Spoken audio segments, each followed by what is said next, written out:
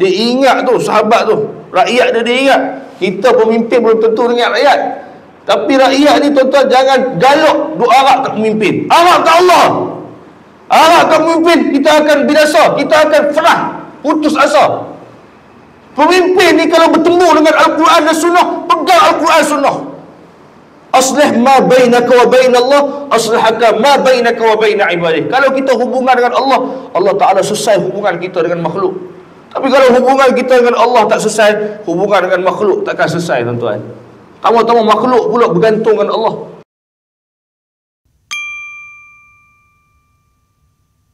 Kita sambung kitab Ziarah ke Alam Barzakh. Tak silap anda muka surat 81. Betul? 81. Hadis yang atas sekali, yang bawah, Abu Umamah.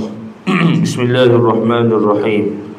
Qala musannif rahimahullahu ta'ala wa nafa'ana bi'ulumihi fid darain amin ya rabbal alamin. Berkata Abu Umamah, kerana Abu Umamah pernah mendengar Rasulullah sallallahu alaihi wasallam bersabda, sesungguhnya Allah Ta'ala memberi tugas kepada malaikat maut untuk mencabut nyawa, untuk mencabut semua nyawa kecuali nyawa orang-orang yang mati syahid di laut. Dia sendirilah yang mencabut nyawa mereka. Hadis diriwayatkan oleh Imam Ibnu Majah radhiyallahu ta'ala an. Jadi kitab ni menceritakan masih lagi dalam cerita tentang malaikat, tugas malaikat maut mencabut nyawa.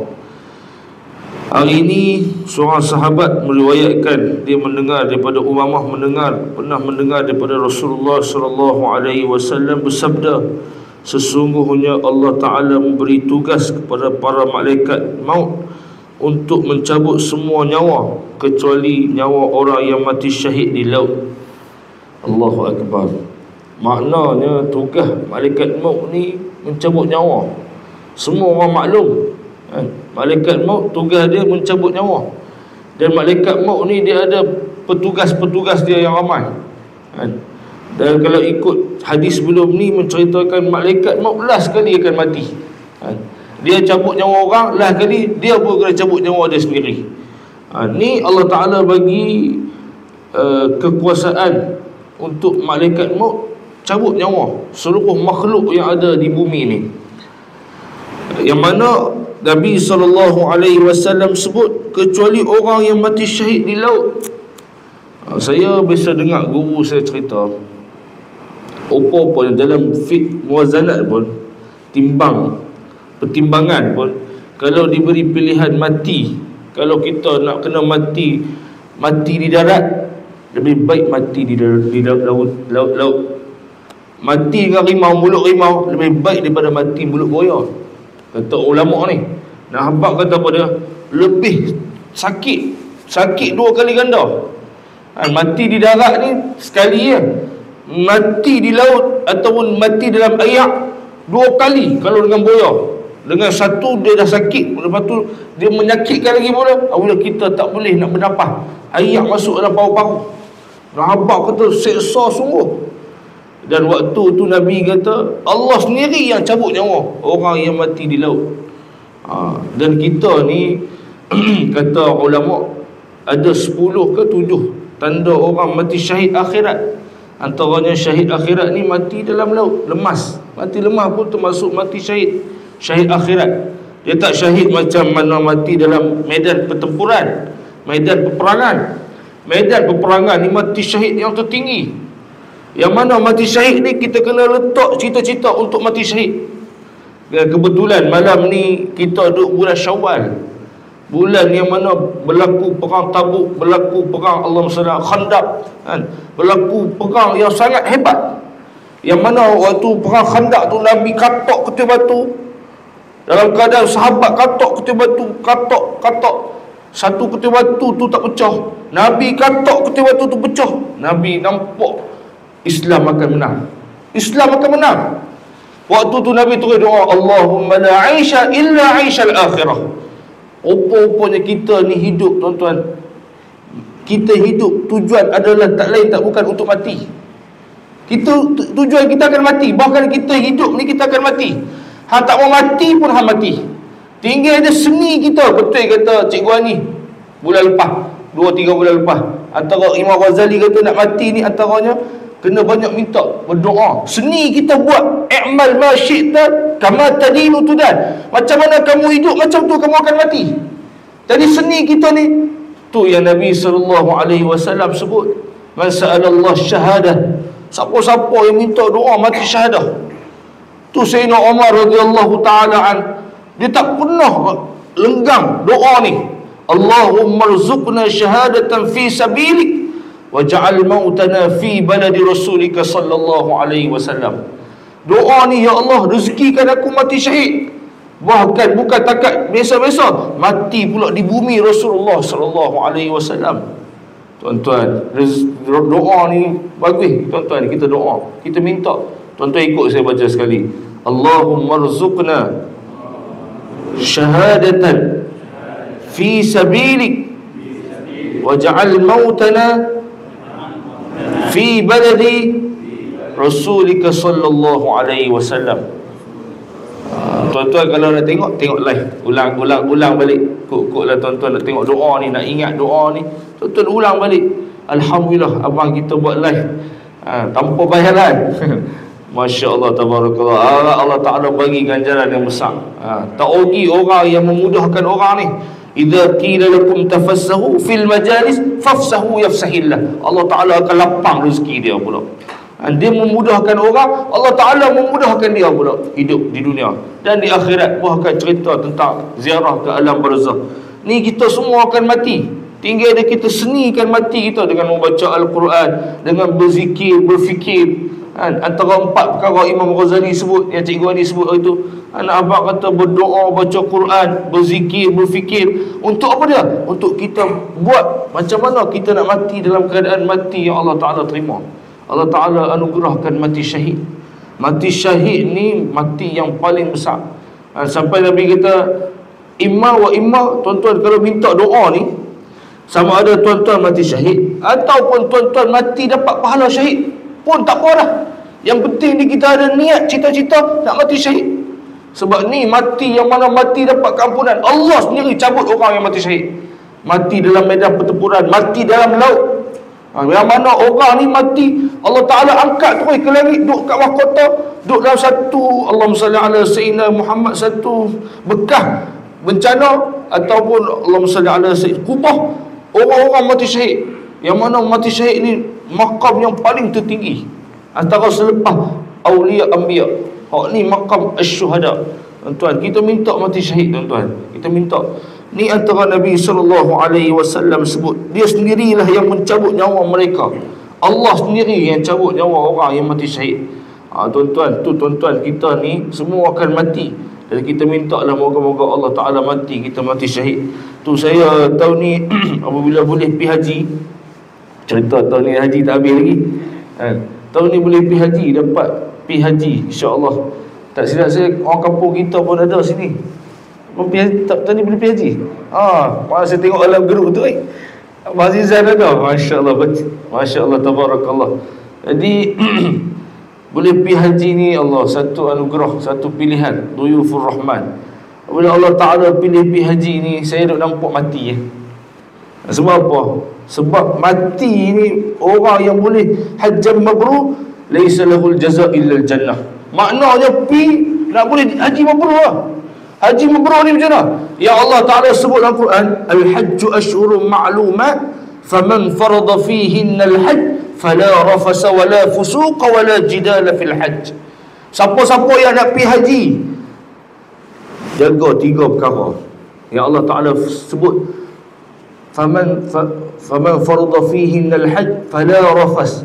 Jangan menghina, jangan mengata ke orang, jangan mengumpat, jangan fitnah. Ni wala rafasa wala fusuq, dan jangan buat maksiat. Jangan buat maksiat.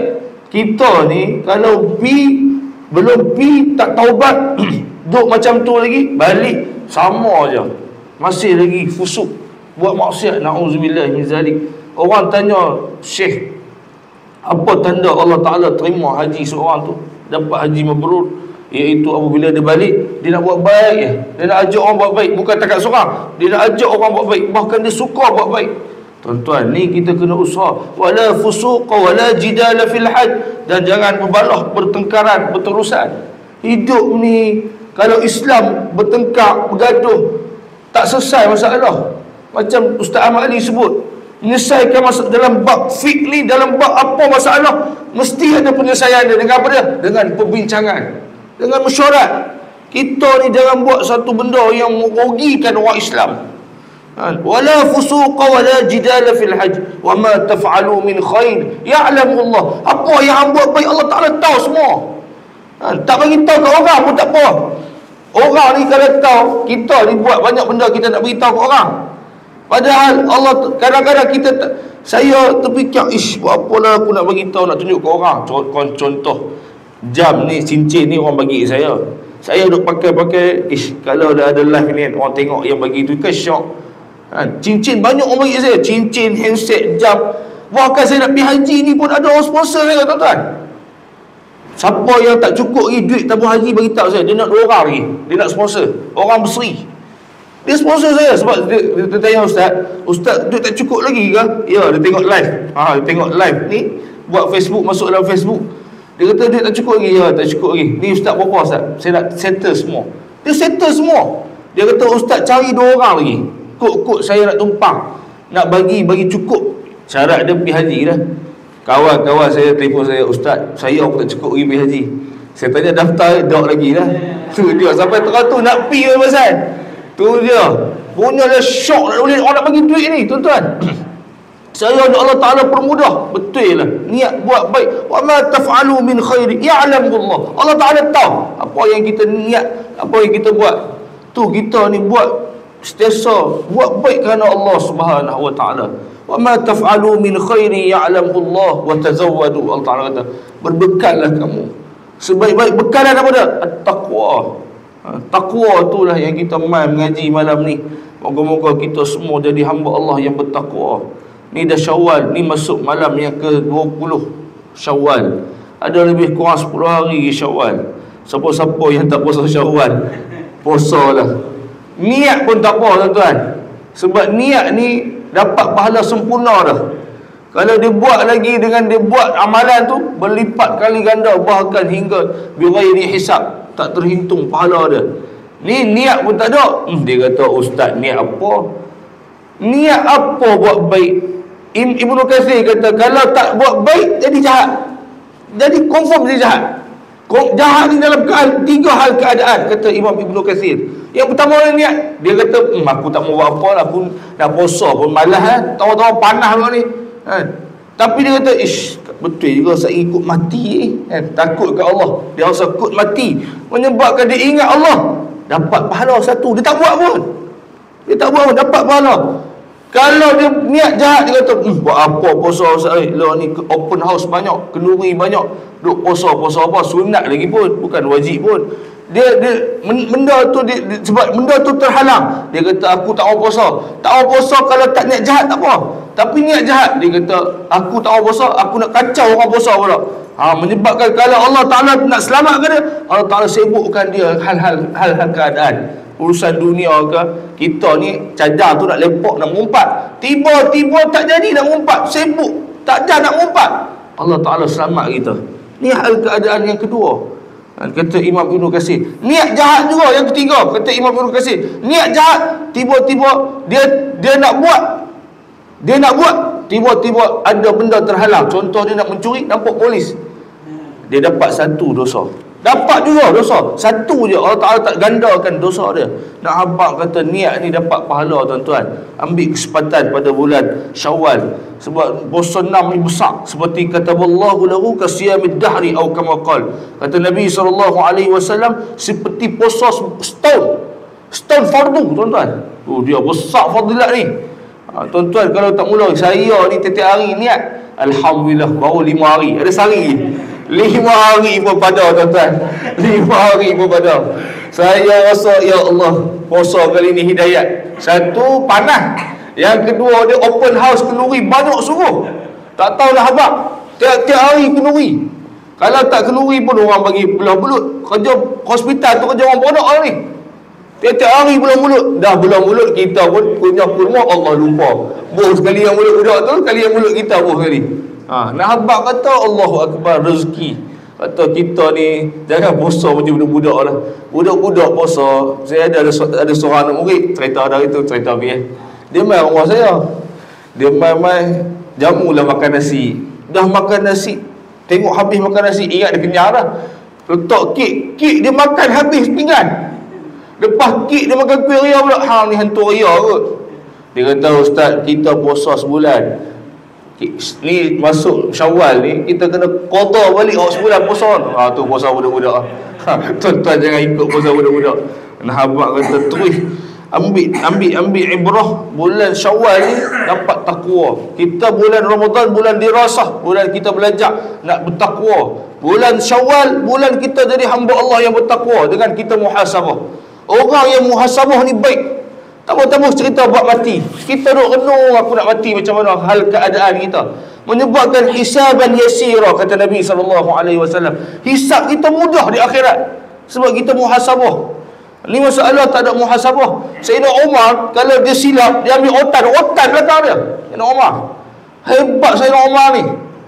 Kita ni tak ada muhasabah, kita ni tak sampai nak otan. Kurang-kurangnya sebut astaghfirullahalazim. Kurang-kurangnya. Ada satu cerita. Cerita lagi. Cerita Nabi Musa alaihi, cerita Sayyidina Umar radhiyallahu an. Cerita Sayyidina Umar ni seronok. Ada seorang waktu zaman dia khalifah, ada seorang sahabat ni tiap-tiap hari main minta sumbangan kat dia. Apabila main minta sumbangan dia kata, hang ni tak boleh tak mai sehari. Dia kata, mau dah aku nak bagi kau satu betul, hang tak mai dah lepas ni. Hang balik ni baca Quran. Baca Quran dah betul dah. Dia baca Quran. Hang baca Quran, insya-Allah rezeki hang ada dah. Hang tak payah mai dah minta sedekah kat aku.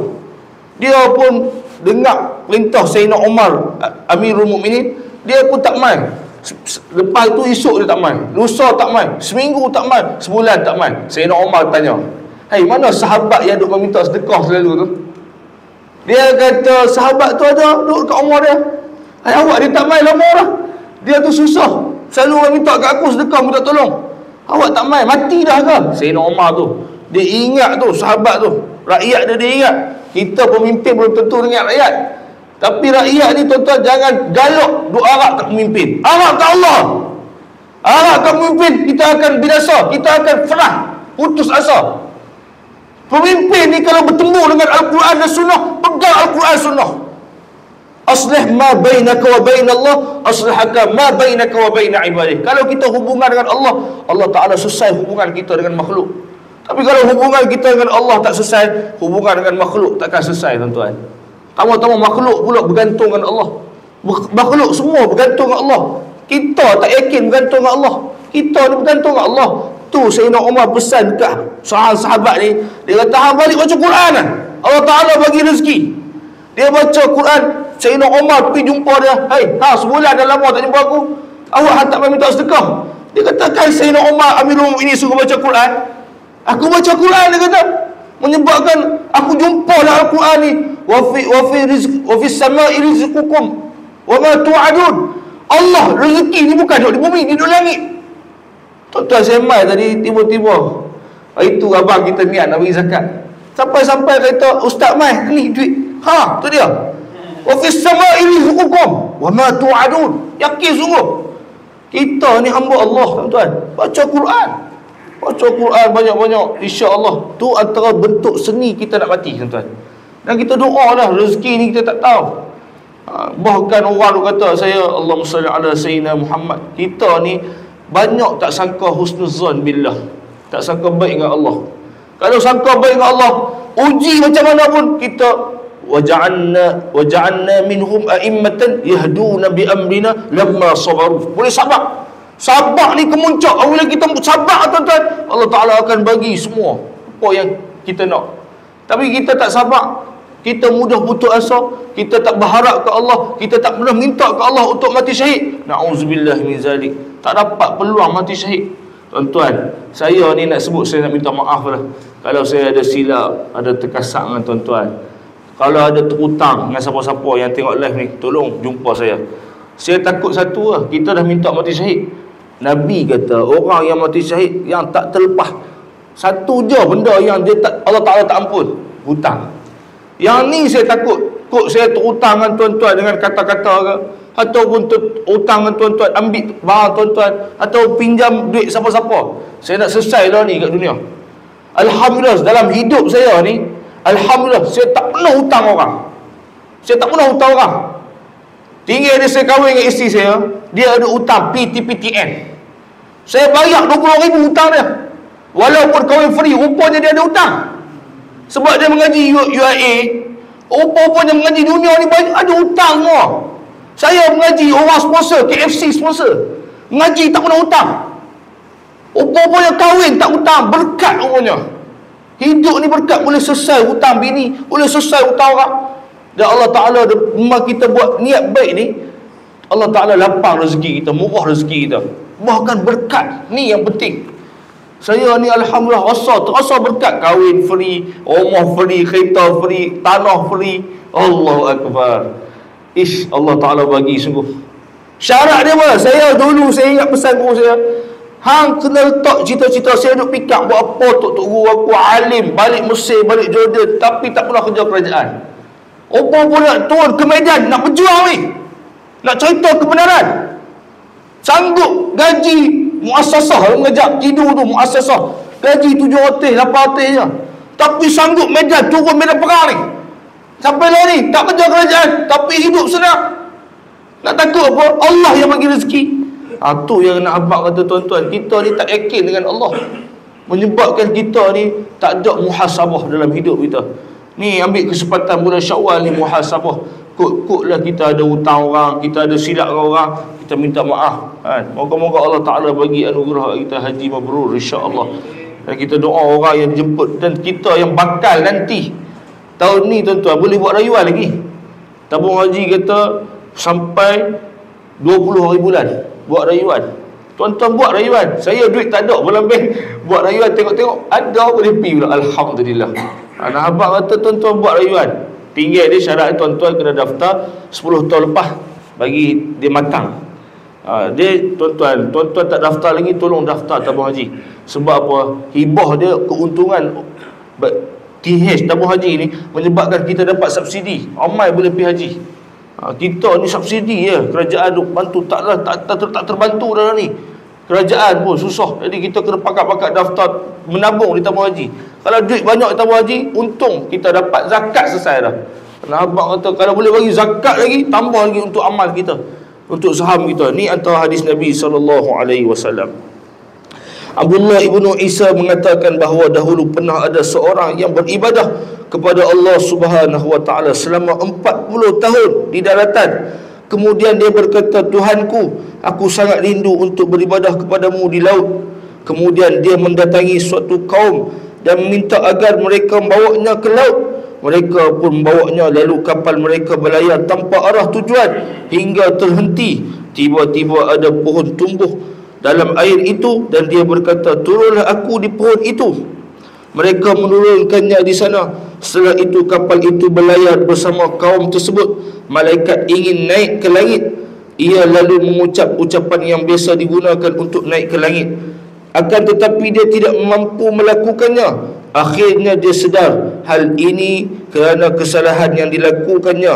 Malaikat itu kemudian mendatangi ahli ibadah di pohon itu. Malaikat itu minta agar ahli ibadah itu memberikan syafaat kepadanya supaya dapat menemui Tuhannya. Orang itu lalu mengerjakan solat. Ia mendoakan malaikat dan memohon kepada Tuhannya supaya malaikat inilah mencabut nyawanya, agar dia melakukannya dengan lebih mudah berbanding dengan dilakukan oleh malaikat maut. Lalu malaikat itu mendatanginya ketika ajalnya tiba seraya berkata, sesungguhnya aku telah memohon kepada Tuhanku agar dia memberikan syafaat kepadaku melalui diriku, sebagaimana dia telah memberikan syafaat kepadaku melalui dirimu, serta memohon supaya aku dapat mencabut nyawamu dari mana sahaja aku kehendaki. Kemudian orang itu bersujud satu kali, matanya mengeluarkan air mata. Setelah itu ia meninggal. Ni cerita Allahumma salli ala sayyidina Muhammad. Cerita seorang, saya pernah dengar juga cerita, tapi bukan dalam kitab ni. Saya dengar guru saya cerita. Ada seorang Bani Israel ni, dia ni kuat ibadat. Dia ibadat yang paling banyak, sampai ibu dia doa, ya Allah, kau jadikanlah anak aku ni mati di lautan. Mati di lautan. Sebab apa? Anak aku ni terlampau soleh. Tuan-tuan, dalam kitab ni lain sikit cerita dia, tapi cerita dia lebih kurang. Anak aku ni terlampau soleh, sampai tak ada aku cacat celah anak aku ni. Ya Allah, jangan mati anak aku di daratan, tapi matikan anak aku di lautan. Tuan-tuan, hebat. Apabila dia ni pergi ke laut, lepas mak dia meninggal, dia pun pergi ke laut. Apabila pergi ke laut, sebelum dia pergi ke laut tu, dia nampak orang panggil apa? Batu karang apa? Hak yang jenis, orang panggil apa? Hak yang ada jenis macam jenis siput tu. Orang panggil apa? Istilah dia satu kuda laut. Dahsyat sangat. Nak sebut macam tu, nak sebut mentarang. Mentarang kerang. Dia jenis macam jenis terbuka tu, yang kalau kita pergi kat pantai kan, hak yang besar-besar tu ada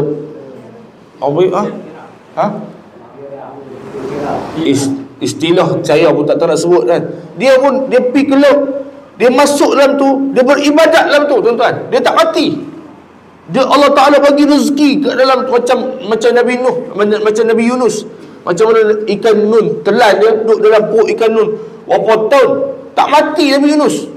Dengan zikir mana? La ilaha illa anta subhanaka inni kuntu minaz zalimin.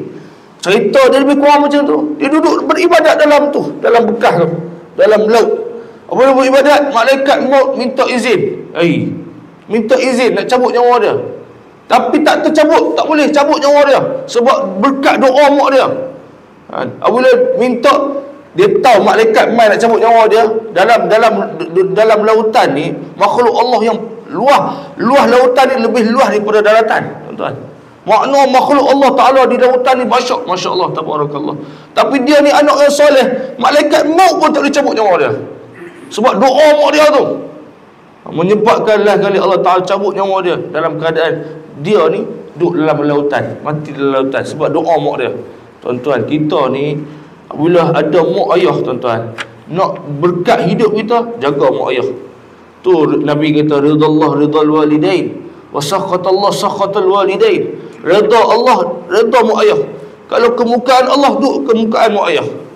Kita ni mak ayah ada ni, tuan-tuan. Mak ayah bukan nak harta kita. Kalau kita nak bagi harta pun tak terbalas harta yang dia bagi kita. Tapi tanda kita ingat dia sehari berapa kali dia telefon mak kita, berapa kali kita telefon mak kita. Kita sibuk, memang betul kita sibuk, tapi mak kita yang jaga kita ni lagi terasa. Walaupun kita sibuk dengan dunia, kita boleh bagi masa untuk dia. Telefon kat dia, mak sihat ke? Mak makan apa? Tanya tu lah, tanya khabar. Dah kita sibuk. Kalau kita boleh pergi ziarah dia, hak tu yang terbaik. Seperti Uwais Al-Qarni. Saya sampai buat anak nama Uwais Al-Qarni lah. Tapi kerja duk gaduh lah. Anak dengan mak kerja bergaduh lah. Tak tahu pergi kat mana pula terbalik kan. Tapi ala kulli hal, saya harap satu hari ni saya tak ada, saya perlukan anak saya untuk mendoakan kepada saya. Itulah saya bentuk anak saya ni. Kita kena bentuk anak cucu kita ni jadi anak cucu kita anak yang soleh dan solehah, mendoakan kita selepas kita tak ada nanti. Ni cerita daripada As-Sakir, Ibnu As-Sakir menuturkan hadis daripada Abu Zarah. Katanya Najib bin Abi Ubaid Al-Bizzi pernah berkata, aku pernah melihat malaikat maut dalam mimpiku. Dia berkata kepadaku, katakanlah kepada ayahmu supaya berselawat untukku sehingga aku akan bersikap lembut kepadanya ketika mencabut nyawanya. Lalu aku memberitahu ayahku tentang peristiwa yang terjadi dalam mimpiku. Ia kemudian berkata, anakku, aku lebih lembut kepada malaikat maut daripada kepada ibumu. Ni nak cerita baik dengan ibu dia, dengan isteri. Apa-apanya sampai Allah Ta'ala sebut dalam Quran, wa yas'alunaka madza yunfiqun qul ma anfaqtum min khair falil walidain wal aqrabin. Sedekah, orang tanya sedekah mana yang terbaik? Sedekah ahli kerabat. Wa yas'alunaka madza yunfiqun qul ma anfaqtum. Sedekah anfaqtum min khair. Sedekah yang paling baik falil walidain, mak ayah. Mak ayah dulu. Sedekah paling terbaik mak ayah. Wal aqrabin, adik-beradik kita, keluarga kita, isteri kita, anak kita. Aku ni lemah lembut sungguh tuan-tuan.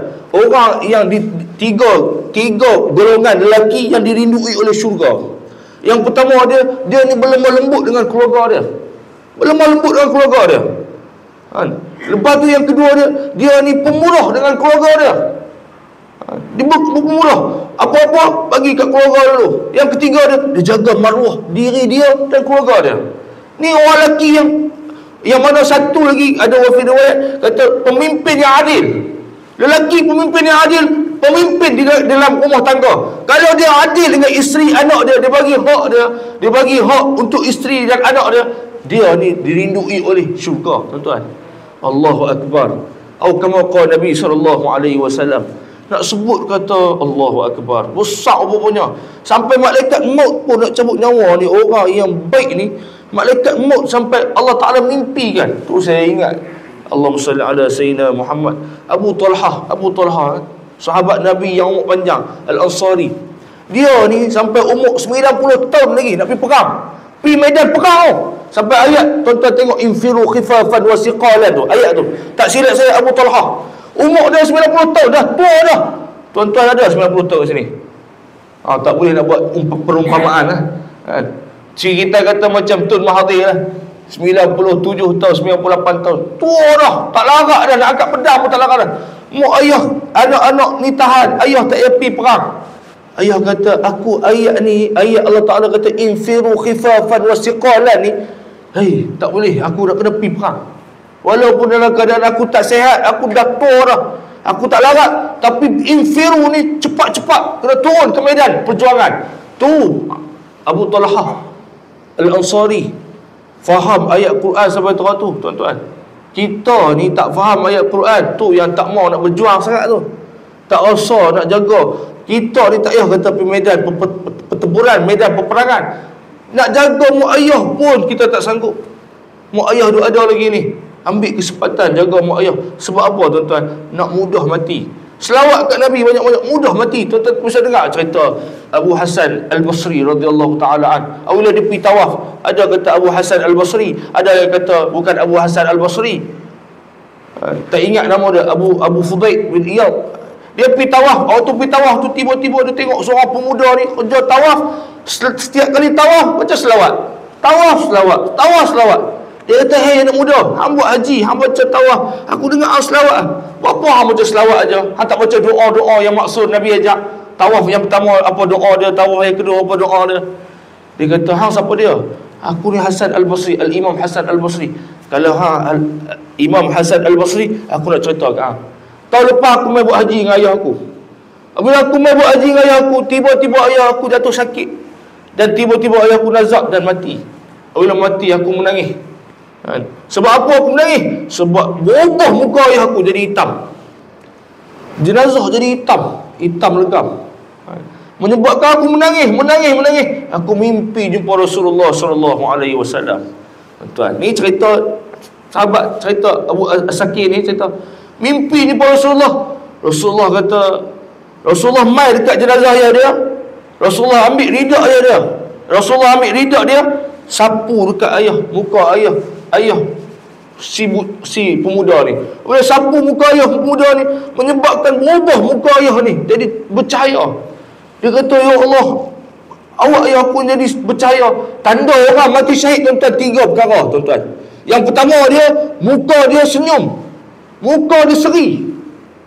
Ni tanda-tanda orang mati syahid akhirat. Yang kedua dia, muka dia ni, Allahumma salli ala Sayyidina Muhammad, terlihat ayat mata.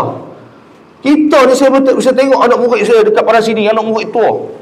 Dia ni dah tua dah, tak boleh baca Quran, main nak mengaji Al-Quran. Sampai dia bawa Iqra, sampai semua buku Iqra ke Muqaddam ke semua dia beli, tak boleh baca sampai kesudah dia mati.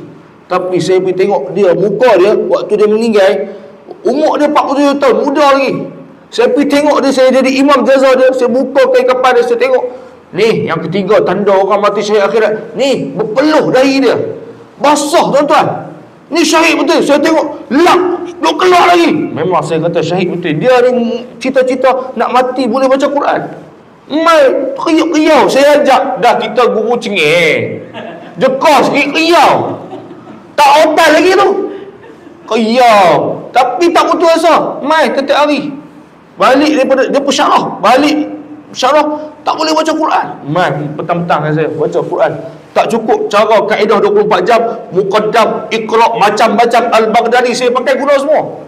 Punyalah bengak. Orang cerdik tapi nak baca Quran tak boleh. Tapi dia cita-cita, dia kata tak apa ustaz, lama tak apa. Saya mengajak dia 2 tahun tuan, tak boleh baca Quran. Saya pikir dosa saya kata. Saya kata pergi buat umrah dulu. Pergi taubat. Pergi tempat yang baik. Dia balik umrah meninggal. Tu kata Allah Ta'ala jemput dia dalam keadaan dia nak terus dalam medan jihad, medan syahid, iaitu menuntut ilmu. Macam tu juga cerita ni.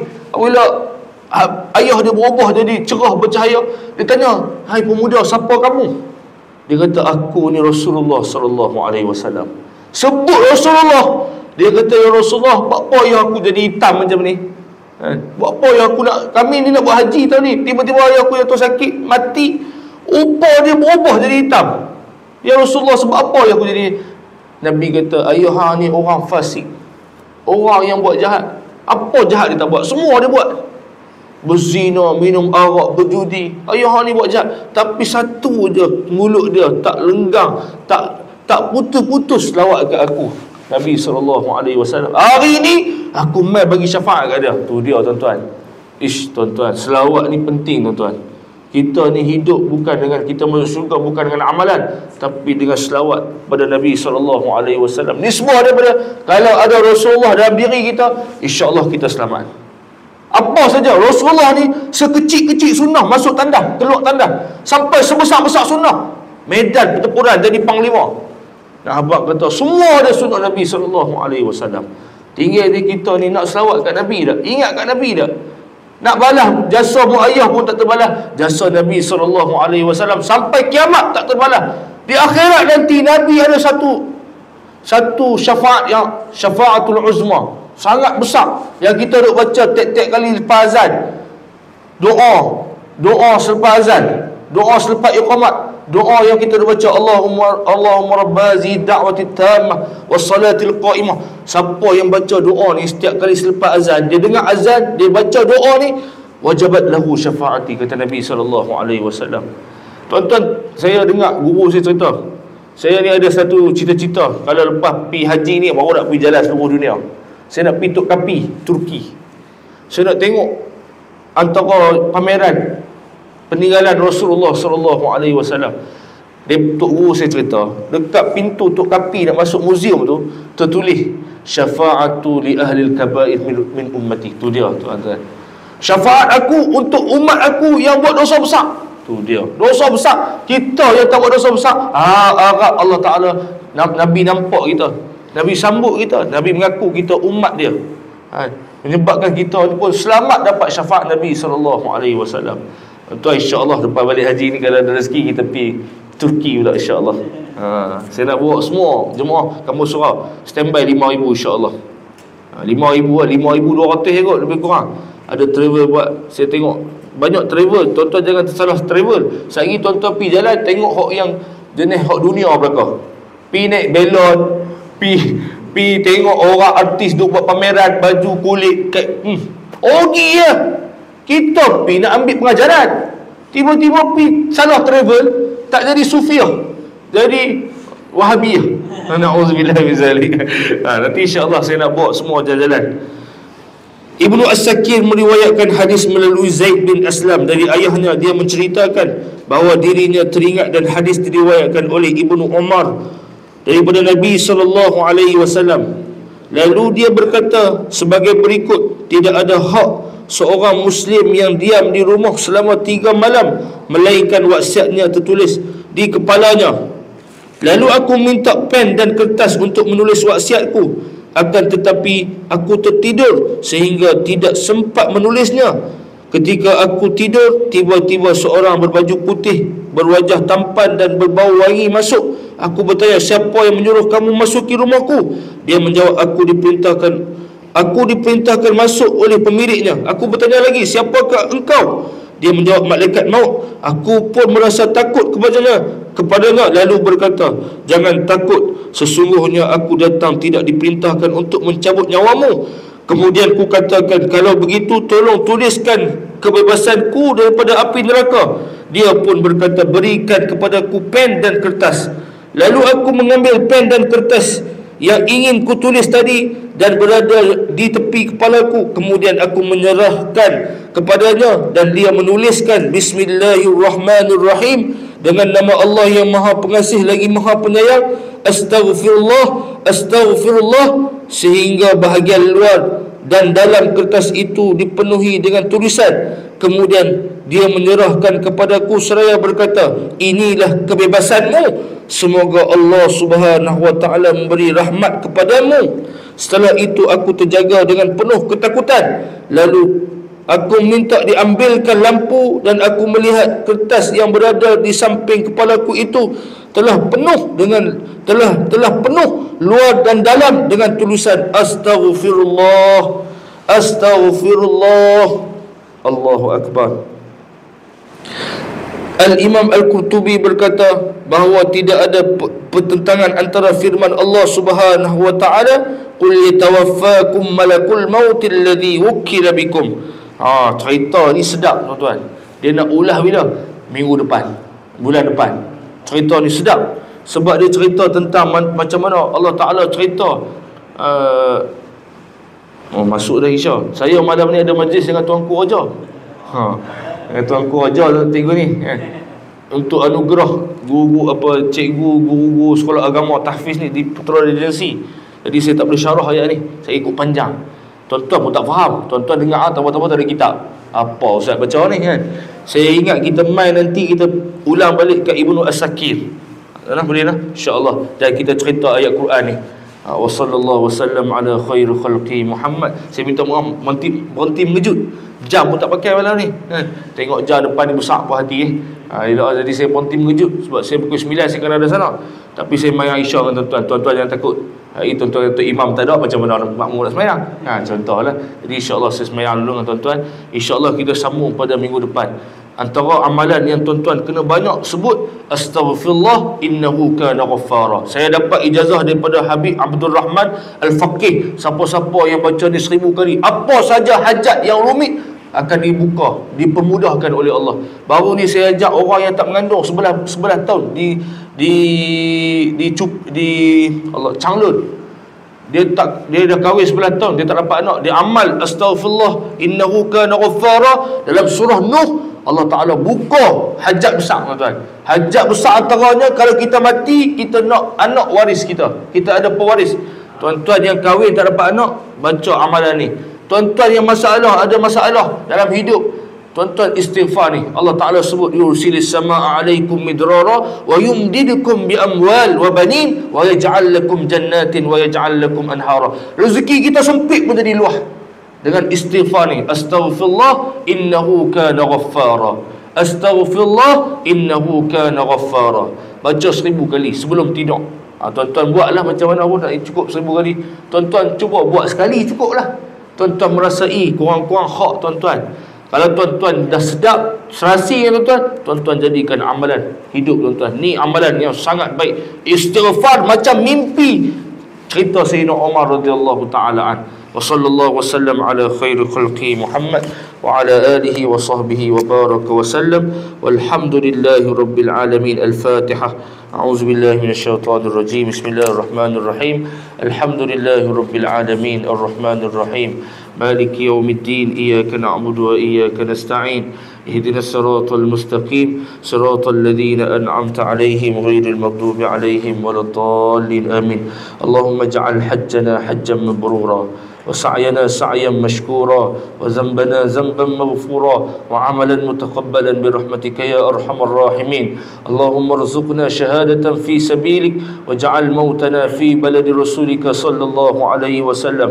Ya Allah, jemputlah kami ya Allah untuk menunaikan fardu haji, untuk menyempurnakan tiang agama yang terakhir ya Allah. Jemputlah kami semua ya Allah untuk menunaikan haji ya Allah, dan kau terimalah amalan kami ya Allah. Kau kabulkanlah segala hajat kami ya Allah. Kau jadikanlah kami tetamu Engkau ya Allah, menyebabkan kau layan yang terbaik untuk kami ya Allah, dan kami redha dengan apa ketentuan takdir Engkau ya Allah. Ya Allah, takdirkanlah yang baik-baik dalam diri kami ya Allah. Berkatkanlah takdir kami ya Allah, berkatkanlah harta kami ya Allah, berkatkanlah keluarga kami ya Allah, berkatkanlah agama kami ya Allah. Bagilah kami mati dalam iman dan Islam ya Allah. Rezekikanlah kami mati syahid ya Allah, rezekikanlah kami mati syahid di sisi Engkau ya Allah. Rabbana atina fid dunya hasanatan wa fil akhirati hasanatan wa qina adzabannar. Wa sallallahu wasallam ala khairi khalqi Muhammad wa ala alihi wa sahbihi wa baraka wa sallam. Walhamdulillahi rabbil alamin. تقبل الله منكم.